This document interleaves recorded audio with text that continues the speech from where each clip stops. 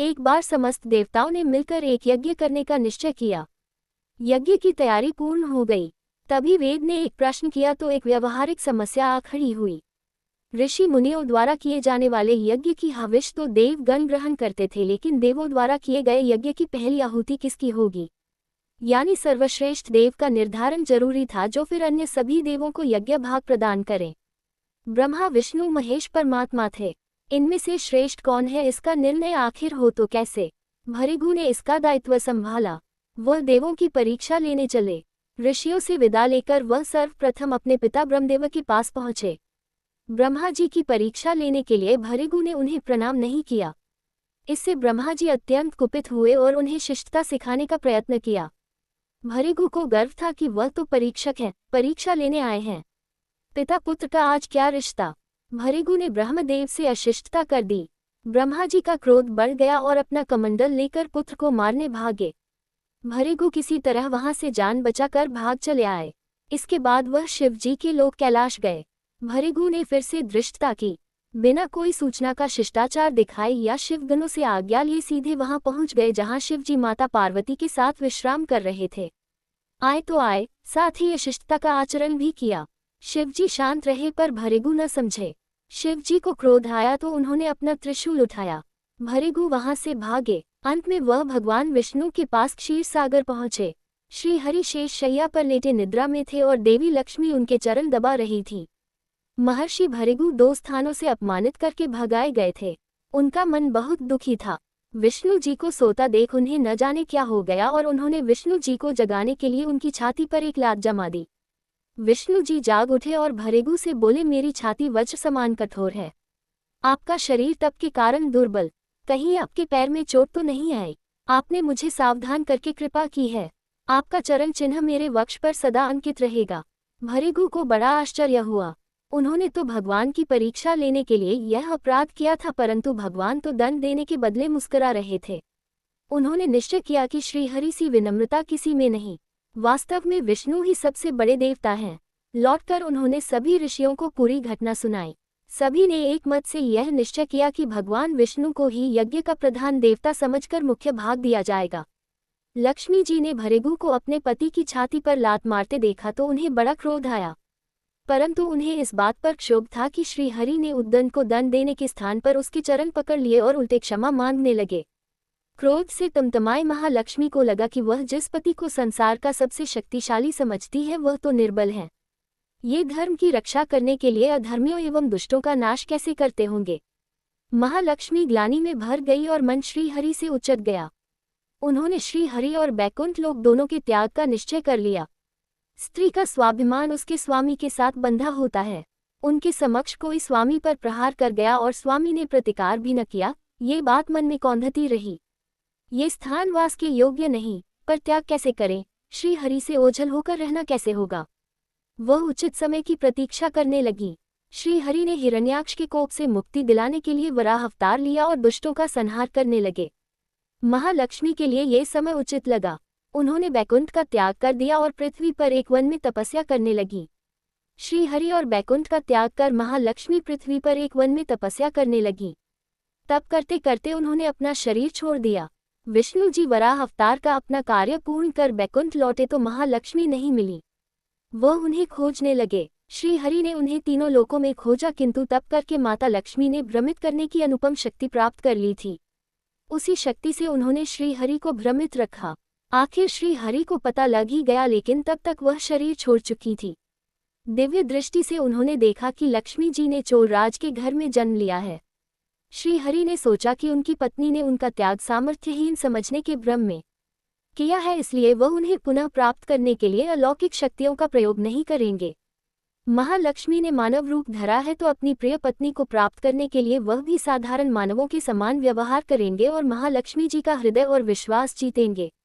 भगवान ने श्रीनिवास का रूप धरा और पृथ्वीलोक पर चोल नरेश के राज्य में निवास करते हुए महालक्ष्मी से मिलन के लिए उचित अवसर की प्रतीक्षा करने लगे। राजा आकाशराज निसंतान थे। उन्होंने शुकदेव जी की आज्ञा से संतान प्राप्ति यज्ञ किया। यज्ञ के बाद यज्ञशाला में राजा को हल जोतने को कहा गया। राजा ने हल जोता तो हल का फल किसी वस्तु से टकराया। राजा ने उस स्थान को खोदा तो एक पेटी के अंदर सहस्रदल कमल पर एक कन्या विराज रही थी। वह महालक्ष्मी थी। राजा के मन की मुराद पूरी हो गई थी। चूंकि कन्या कमल के फूल में मिली थी इसलिए उसका नाम रखा गया पद्मावती। पद्मावती नाम के अनुरूप ही रूपवती और गुणवती थी, साक्षात लक्ष्मी का अवतार। पद्मावती विवाह के योग्य हुई। एक दिन वह बाग में फूल चुन रही थी। उस वन में श्रीनिवास बालाजी आखेट के लिए गए थे। उन्होंने देखा कि एक हाथी एक युवती के पीछे पड़ा है और डरा रहा है। राजकुमारी के सेवक भाग खड़े हुए। श्रीनिवास ने तीर चलाकर हाथी को रोका और पद्मावती की रक्षा की। श्रीनिवास और पद्मावती ने एक दूसरे को देखा और रीझ गए। दोनों के मन में परस्पर अनुराग पैदा हुआ, लेकिन दोनों बिना कुछ कहे अपने अपने घर लौट गए। श्रीनिवास घर तो लौट आए लेकिन मन पद्मावती में ही बस गया। वह पद्मावती का पता लगाने के लिए उपाय सोचने लगे। उन्होंने ज्योतिषी का रूप धरा और भविष्य वांचने के बहाने पद्मावती को ढूंढने निकले। धीरे धीरे ज्योतिषी श्रीनिवास की ख्याति पूरे चोर राज में फैल गई। पद्मावती के मन में भी श्रीनिवास के लिए प्रेम हुआ था। वह उनसे मिलने को व्याकुल थी, किंतु कोई पता ठिकाना न होने के कारण उनका मन चिंतित था। इस चिंता और प्रेम विरह में उन्होंने भोजन श्रृंगार आदि का त्याग कर दिया। इसके कारण उसका शरीर कृशकाया होता चला गया। राजा से पुत्री की ये दशा देखी नहीं जा रही थी। वह चिंतित थे। ज्योतिषी की प्रसिद्धि की सूचना राजा को हुई। राजा ने ज्योतिषी श्रीनिवास को बुलाया और सारी बात बताकर अपनी कन्या की दशा का कारण बताने को कहा। श्रीनिवास राजकुमारी का हाल समझने पहुंचे तो पद्मावती को देखकर प्रसन्न हो गए। उनका उपक्रम सफल रहा था। उन्होंने पद्मावती का हाथ अपने हाथ में लिया। कुछ देर तक पने का स्वान करने के बाद बोले, महाराज, आपकी पुत्री प्रेम के विरह में जल रही है। आप इनका शीघ्र विवाह करें दे तो स्वस्थ हो जाएंगी। पद्मावती ने अब श्रीनिवास की ओर देखा। देखते ही पहचान लिया। उनके मुख पर प्रसन्नता के भाव आए और वह हंसी। काफी दिनों बाद पुत्री को प्रसन्न देख राजा को लगा कि ज्योतिषी का अनुमान सही है। राजा ने श्रीनिवास से पूछा, ज्योतिषी महाराज, यदि आपको ये पता है कि मेरी पुत्री प्रेम के विरह में पीड़ित है तो आपको ये भी सूचना होगी कि मेरी पुत्री को किससे प्रेम है। उसका विवाह करने को तैयार हूँ, आप उसका परिचय दें। श्रीनिवास ने कहा, आपकी पुत्री एक दिन वन में फूल चुनने गई थी। एक हाथी ने उन पर हमला किया तो आपके सैनिक और दासियां भाग खड़ी हुई। राजकुमारी के प्राण एक धनुर्धर ने बचाए थे। राजा ने कहा, हाँ, मेरे सैनिकों ने बताया था कि एक दिन ऐसी घटना हुई थी। एक वीर पुरुष ने उसके प्राण बचाए थे, लेकिन मेरी पुत्री के प्रेम से उस घटना का क्या तात्पर्य? श्रीनिवास ने बताया, आपकी पुत्री को अपनी जान बचाने वाले उसी युवक से प्रेम हुआ है। राजा के पूछने पर श्रीनिवास ने कहा, वह कोई साधारण युवक नहीं बल्कि शंख चक्रधारी स्वयं भगवान विष्णु हैं। इस समय वैकुंठ को छोड़कर मानव रूप में श्रीनिवास के नाम से पृथ्वी पर वास कर रहे हैं।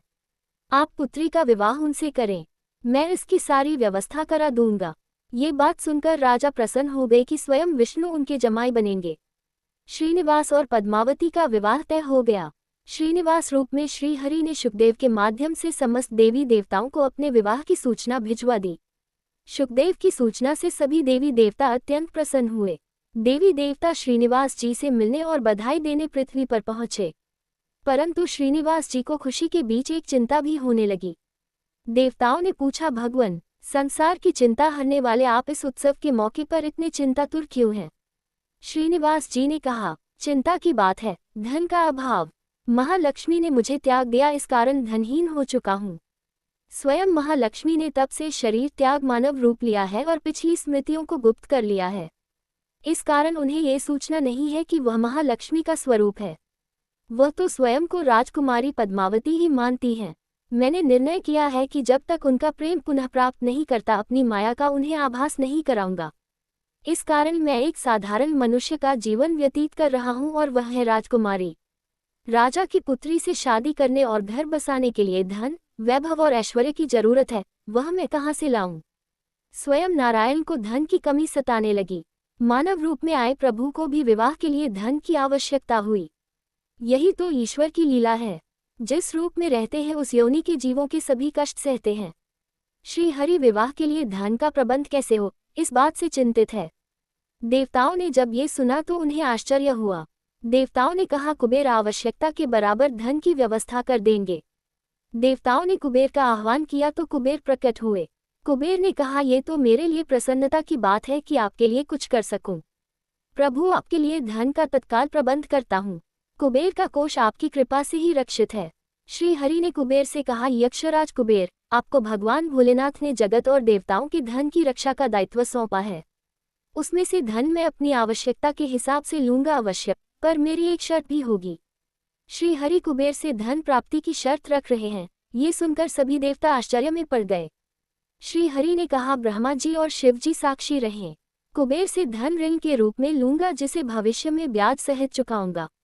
श्री हरि की बात से कुबेर समेत सभी देवता विस्मय में एक दूसरे को देखने लगे। कुबेर बोले, भगवान, मुझसे कोई अपराध हुआ तो उसके लिए क्षमा कर दें, पर ऐसी बात न कहें। आपकी कृपा से विहीन होकर मेरा सारा कोष नष्ट हो जाएगा। श्री हरि ने कुबेर को निश्चिंत करते हुए कहा, आपसे कोई अपराध नहीं हुआ। मैं मानव की कठिनाई का अनुभव करना चाहता हूँ। मानव रूप में उन कठिनाइयों का सामना करूंगा जो मानव को आती हैं। धन की कमी और ऋण का बोझ सबसे बड़ा है। कुबेर ने कहा, प्रभु, यदि आप मानव की तरह ऋण पर धन लेने की बात कर रहे हैं तो फिर आपको मानव की तरह ये भी बताना होगा कि ऋण चुकाएंगे कैसे। मानव को ऋण प्राप्त करने के लिए कई शर्तें झेलनी पड़ती हैं। श्रीनिवास ने कहा, कुबेर, ये ऋण में नहीं, मेरे भक्त चुकाएंगे, लेकिन मैं उनसे भी कोई उपकार नहीं लूंगा। मैं अपनी कृपा से उन्हें धनवान बनाऊंगा। कलयुग में पृथ्वी पर मेरी पूजा धन, ऐश्वर्य और वैभव से परिपूर्ण देवता के रूप में होगी। मेरे भक्त मुझसे धन, वैभव और ऐश्वर्य की मांग करने आएंगे। मेरी कृपा से उन्हें ये प्राप्त होगा, बदले में भक्तों से मैं दान प्राप्त करूंगा जो चढ़ावे के रूप में होगा। मैं इस तरह आपका ऋण चुकाता रहूंगा। कुबेर ने कहा, भगवान, कलयुग में मानव जाति धन के विषय में बहुत विश्वास के योग्य नहीं रहेगी। उन पर आवश्यकता से अधिक विश्वास करना क्या उचित होगा। श्रीनिवास जी बोले, शरीर त्यागने के बाद तिरुपति के तिरुपला पर्वत पर बालाजी के नाम से लोग मेरी पूजा करेंगे। मेरे भक्तों की अटूट श्रद्धा होगी। वह मेरे आशीर्वाद से प्राप्त धन में मेरा हिस्सा रखेंगे। इस रिश्ते में न कोई दाता है और न कोई याचक। हे कुबेर, कलयुग के आखिरी तक भगवान बालाजी धन, ऐश्वर्य और वैभव के देवता बने रहेंगे। मैं अपने भक्तों को धन से परिपूर्ण करूंगा तो मेरे भक्त दान से न केवल मेरे प्रति अपना ऋण उतारेंगे बल्कि मेरा ऋण उतारने में भी मदद करेंगे। इस तरह कलयुग की समाप्ति के बाद मैं आपका मूलधन लौटा दूंगा। कुबेर ने श्री हरि द्वारा भक्त और भगवान के बीच एक ऐसे रिश्ते की बात सुनकर उन्हें प्रणाम किया और धन का प्रबंध कर दिया। भगवान श्रीनिवास और कुबेर के बीच हुए समझौते के साक्षी स्वयं ब्रह्मा और शिव जी हैं। दोनों वृक्ष रूप में साक्षी बन गए। आज भी पुष्करिणी के किनारे ब्रह्मा और शिव जी बरगद के पेड़ के रूप में साक्षी बनकर खड़े हैं। ऐसा कहा जाता है कि निर्माण कार्य के लिए स्थान बनाने के लिए इन दोनों पेड़ों को जब काटा जाने लगा तो उनमें से खून की धारा फूट पड़ी। पेड़ काटना बंद करके उसकी देवता की तरह पूजा होने लगी। श्रीनिवास और पद्मावती की शादी पूरे धूमधाम से हुआ, जिसमें सभी देवगण पधारे। भक्त मंदिर में दान देकर भगवान पर चढ़ा ऋण उतार रहे हैं जो कलयुग के अंत तक जारी रहेगा।